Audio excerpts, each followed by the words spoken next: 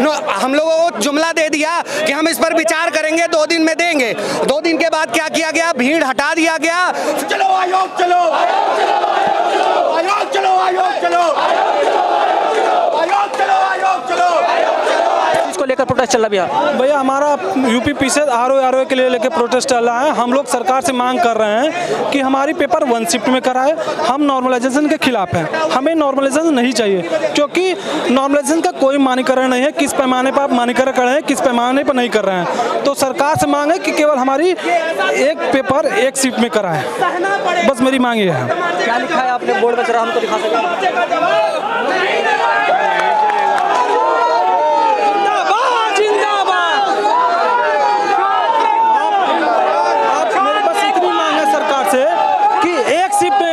चाहे जब भी कराए, हमको उसके कोई आपत्ति नहीं। केवल 1 शिफ्ट। हम नॉर्मलाइजेशन के खिलाफ हैं और आगे भी रहेंगे, और नहीं करेंगे तो लड़ते रहेंगे, क्योंकि ये एक बार लागू हो जाएगा तो आजीवन हमारे इस भारी संख्या में जो बच्चे हैं, हमारे बड़े भाई हैं, उनके लिए एक पीड़ादायक स्थिति खड़ी हो सकती है। तो हमें 1 शिफ्ट चाहिए, 1 एग्जामिनेशन, नो नॉर्मलाइजेशन। मेरी यही गुहार है सरकार से, और सरकार को लागू करनी पड़ेगी, क्योंकि छात्र जब एकजुट हो जाएगा तो हर चीज़ को बदलाव करेगा। हमें यह पता है, और छात्र एकता हमेशा जिंदाबाद रहेगा। जिंदाबाद है और जिंदाबाद। हमने लोगों से काफ़ी बात करी, गर्ल्स का पर्सपेक्टिव जानने की कोशिश करते हैं। तो आप लोगों के लिए ये कितना इंपॉर्टेंट है? बहुत ज़रूरी है। ये बहुत गलत हो रहा है जो हो रहा है, क्योंकि नॉर्मलाइजेशन कोई अच्छी चीज़ नहीं है। इससे हम लोगों को कोई लाभ नहीं होगा, और इससे कहीं ना कहीं करप्शन और बढ़ेगा। इसलिए हम लोग इसका पुरजोर विरोध करते हैं। जैसा कि आपने कहा, इससे करप्शन बढ़ेगा, किस तरह से करप्शन बढ़ेगा? सर, पहली चीज़ तो इसमें कट ऑफ क्लियर नहीं होगा, फिर बच्चों के साथ फेयर नहीं होगा, जो पढ़ने वाले बच्चे हैं स्पेशली। और इसमें क्या होगा कि कोई चीज़ क्लियर आएगी नहीं। फिर C-SAT का मुद्दा ले लीजिए, उसमें कैसे नॉर्मलाइजेशन प्रोसेस लाएंगे, उसमें कोई चीज़ क्लियर नहीं होगी। पहली चीज़, उसमें 33% कट ऑफ है, उसमें अभी तक आयोग ने कोई चीज़ क्लियर नहीं की है कि क्या होना है उसमें। तो इसलिए हम लोग इसका विरोध करते हैं। और कहीं ना कहीं आयोग जो है, ये चीज़ नहीं पता चलेगी किसका फेयर तरीके से हो रहा है, किसका नहीं हो रहा है। तो ये एक तरह से करप्शन का पार्ट ही कहा जाएगा। अच्छा, इसका रीज़न ये भी हो सकता है कि किसी के लिए एग्जाम टफ है और किसी के लिए इजी भी हो सकता है, लक बाई चांस का हो जाएगा। अब इसमें आप ये कैसे कह सकते हैं कि कौन सा क्वेश्चन कठिन है, कौन सा क्वेश्चन आसान है, क्योंकि आप जिस चीज़ का हम लोग तैयारी कर रहे हैं, इसमें कोई चीज़ कठिन और सरल नहीं होता है। सब क्वेश्चन बराबर ही होते हैं। तो आप कैसे नॉर्मलाइज करेंगे कि ये कठिन क्वेश्चन है, ये आसान है? तो हम लोग इसलिए इसका पूरी तरह से विरोध करते हैं, और हम आयोग से और सरकार से यही चाहेंगे कि ये चीज़ें हटाएं। 1 शिफ्ट में पेपर, 1 दिन में पेपर, चाहे वो 8 को पेपर ले लें, हम लोग उसके लिए प्रिपेयर्ड हैं। बट 2 शिफ्ट में हम लोग पेपर देने के लिए स्थिति में नहीं है। ये हम लोगों के साथ बहुत बड़ा भेदभाव होगा। सरकार की तरफ से, एडमिनिस्ट्रेशन की तरफ से कुछ रिप्लाई आया है? क्या हो सकता है इस पर? अभी तक तो कुछ नहीं आया है। जो अभी रिसेंट में आया है वो सुप्रीम कोर्ट का डिसीजन, हम लोग उस पर भी है कि अगर ऐसा कुछ नहीं होता तो हम लोग कोर्ट की तरफ जाएंगे। बस अभी तक तो आयोग ने तो अपनी मनमानी कर रहा है, बार बार वही चीज़ कर रहा है। ये तो सचिव ने, एक लोगों ने स्टेटमेंट भी दिया था कि 8-9 ये मेरी डेट नहीं है, हम मिड दिसंबर में कराएंगे। फिर भी वो लोग अपनी मनमानी किए जा रहे हैं, बच्चों की कोई सुनवाई ही नहीं है। अच्छा, हम कई सालों से देख रहे हैं, 2-3 सालों के अंदर जानबूझ के बच्चों पे ऐसा किया जा रहा है कि बच्चे जो हैं प्रेशर में आए, प्रोटेस्ट करें।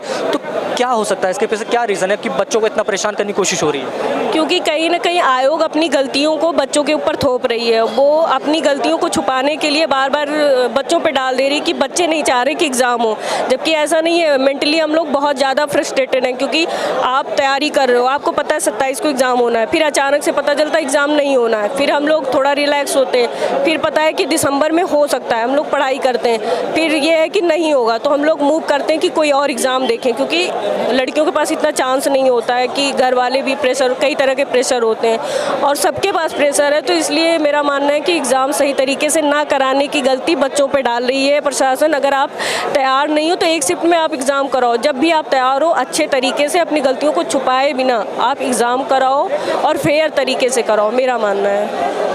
हम देखते हैं कि यहाँ पे इलेक्शन टाइम पे हो जा रहा है और एक ही टाइम पे हो जाता है। इतना बड़ा इलेक्शन होता है, लगभग सारे वोट डालते हैं, पर यूपी सरकार का या फिर एडमिनिस्ट्रेशन ये कहना होता है कि हमारे पास इतनी जगह नहीं होगी एग्जाम कराने के लिए एक साथ बच्चों की। जैसे 75 ज़िले यूपी में हैं, तो सारे ज़िले ऐसे तो है नहीं कि बेकार हैं। ज़िले बने तो इसका मतलब आप ज़िले में तो पेपर करा ही सकते हैं। और फिर जैसे 1 नेशन 1 कार्ड, कई सारे चीज़ें ये ला रहे हैं प्रोसेस, लेकिन 1 इलेक्शन, लेकिन 1 शिफ्ट में एग्ज़ाम क्यों नहीं हो सकता है? पहली चीज़ तो गवर्नमेंट हर चीज़ 1-1 कर रही है, लेकिन यहाँ पे 2 क्यों?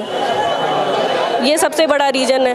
फिर आप इतने बड़े मतलब इतना बड़ा देश है, चुनाव बहुत ईजिली अच्छे से हो जाता है, बट ये एग्ज़ाम क्यों नहीं करा पा रहे हैं? और 5 लाख बच्चे ही तो हैं, आप कैसे एग्ज़ाम नहीं करा पाते हैं? इसे और 41 सेंटर क्यों बनाए? आपके पास कम से कम 60 ज़िले तो आप बना ही सकते हो पहले, और आप 75 ज़िले में ऐसा करिए, ज़िले में बनाइए सेंटर। और बहुत सारे प्राइवेट कॉलेज भी अच्छे हैं, आप वहाँ भी सेंटर बना सकते हैं। ऐसा नहीं है कि गवर्नमेंट ही बनाइए, प्राइवेट में दीजिए, अच्छे प्राइवेट को दीजिए। आप सब ऐसे फालतू के मत बनाइए सेंटर अगर आप।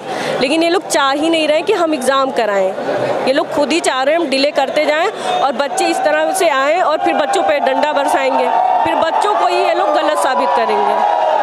कोई यहाँ आके यहाँ सब पढ़ने आए, यहाँ ये हा उल्ला जो हो रहा है ये सब करने कोई नहीं आया, मजबूरी में यहाँ आके खड़ा हो रहा है हर कोई। अच्छा, आपको इस प्रोटेस्ट को लेकर क्या सोच रहे हैं? आप इस प्रोटेस्ट को लेकर क्या सोच रहे हैं अभी? ये प्रोटेस्ट जायज़ है, क्योंकि नॉर्मलाइजेशन अपने आप में सही प्रोसेस नहीं है। इससे करप्शन कहीं ना कहीं बहुत ज़्यादा बढ़ेगा। तो बच्चे जो है 11th को और बड़ा प्रोटेस्ट होने वाला है, तो इससे क्या लगता है कि सरकार या एडमिनिस्ट्रेशन पर कुछ असर पड़ेगा या फिर होके रहेगा ऐसा कुछ? गवर्नमेंट या एडमिनिस्ट्रेशन को एक प्रॉपर स्टेप लेना चाहिए बच्चों के फ्यूचर को देखते हुए, क्योंकि ये अपने आप में ही बहुत बड़ा करप्शन है।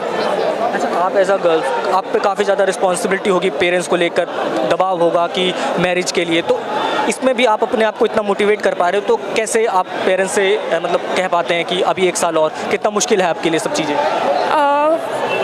मेंटली कहीं ना कहीं प्रेशर बढ़ जाता है, क्योंकि पेरेंट्स को समझा पाना उतना इजी नहीं होता है, सारे प्रोसेस और सारी चीज़ें बता पाना, बट फिर भी हम अपनी तरफ से एफर्ट करते हैं। चलिए, शुक्रिया आप लोगों से बात करने के लिए। तो चलिए, अभी हमारे साथ एक और स्टूडेंट्स हैं, इनसे बात करते हैं। इनके हाथों में लैपटॉप है, तो क्या नाम है आपका? पीयूष कुमार। पीयूष कुमार, कब से तैयारी कर रहे हैं आप? सर 2-3 साल हो गए मुझे तैयारी करते हुए। क्या लगता है ये जो मुद्दा है यूपीपीसीएस का, नॉर्मलाइजेशन का, किस ओर जाने वाला है ये? सर ये गलत है, लोक सेवा आयोग का तरीका रवैया पूरी तरह से गलत है। जो नोटिफिकेशन में निकलता है उसी के अनुसार परीक्षा होनी चाहिए। अभी हाल ही में सुप्रीम कोर्ट का जो निर्देश आया उसके अनुसार हमें थोड़ा सा लाभ मिलेगा, बच्चों को थोड़ी मजबूती मिल रही है। और सर बच्चों की मजबूती की बात नहीं है सर, कितने टाइम से कोई तैयारी कर रहा होता है। अब 7 तारीख को अलग पेपर दोगे, 8 तारीख को अलग पेपर देगा, उसकी कट ऑफ अलग बनेगी, इसकी कट ऑफ अलग बनेगी, क्या प्रोसेस रहेगा? नॉर्मलाइजेशन मेरी समझ में तो नहीं आता। आयोग या तो समझाए, ठीक है, नहीं तो एक ही दिन परीक्षा हो तो वो ज़्यादा बेटर है सर। ये 2 दिन का परीक्षा हमने तो नहीं देखा था। और ये चीज़ें क्लियर भी तो नहीं है, किसके लिए ईजी है किसके लिए टफ है, एडमिनिस्ट्रेशन समझा भी नहीं पा रही है। सर कोई नहीं समझा पाएगा, ठीक है, लेकिन परीक्षा एक ही दिन होनी चाहिए, हमारी यही मांग रहेगी, अंत तक रहेगी। अब सरकार, लोक सेवा आयोग ना जाने क्या कर रहे हैं, वो उनकी मर्जी है। शासन, मुझे लगता है कि उम्मीद है कि बच्चों की सुनवाई होगी, क्योंकि ऐसा नहीं है, उत्तर प्रदेश के माननीय योगी आदित्यनाथ जो है वो काफ़ी बच्चों के प्रति संवेदनशील है और बच्चों का प्रति ध्यान रखेंगे, क्योंकि सरकार जो होती है वो जनता से ही बनती है और जनता के लिए ही है। तो सर जनता हम ही लोग हैं, और कौन है जनता? तो डेफिनेटली ये सरकार ज़रूर इस पर सुनवाई करेगी, मुझे लगता है ऐसा।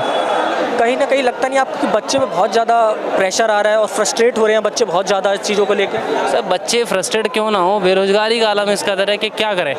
200-250 पोस्ट निकल के आती हैं, अभी तक क्लियर नहीं है, वो तो यूट्यूब पर फैला देते हैं 800 पोस्ट 1200 पोस्ट, उससे मैटर नहीं करता। जो नोटिफिकेशन में आया उन पोस्टों को मानिए। पूरा उत्तर प्रदेश कितना बड़ा है सर, आप जनसंख्या में नंबर 1 पर है, ठीक है, आप उसमें क्षेत्रफल में देखेंगे 4थे नंबर पर है। सर यहाँ बच्चे पढ़ के मरे जा रहे हैं, यूपीएससी में ना हो रहा, यूपीपीसीएस में भी नहीं हो, ये नॉर्मलाइजेशन नई कहानी और बन के आ जाए। इस साल अगर लागू हो गया ना सर, तो फिर हमेशा के लिए कहानी बन जाएगी। कम से कम सरकार को इस बात पर ध्यान देना चाहिए, ये विशिष्ट परीक्षा है। एक आईएएस के बाद में एक पीसीएस में एसडीएम जो लेवल है वो सर यहीं से मिलता है सर, तो इसमें भी आप 2-2 दिन 3-3 दिन परीक्षा कराएंगे, ये गलत है।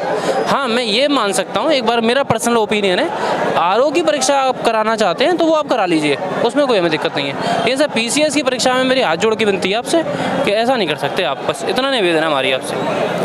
आप ऐसा मत कीजिए, हम बच्चों के साथ गलत मत कीजिए। आपकी सरकार है, आपकी सरकार हमेशा बढ़िया तरीके से काम करके आई है, बच्चों के प्रति काफ़ी संवेदनशील रही है, और हमें किसी से ये लेना देना नहीं है कि कौन पार्टी क्या करती है। लेकिन इस वक्त के जो मुख्यमंत्री जी हैं वो काफ़ी अच्छे से सुनवाई करते हैं, तो मुझे लगता है इस मामले पर सुनवाई ज़रूर करेंगे।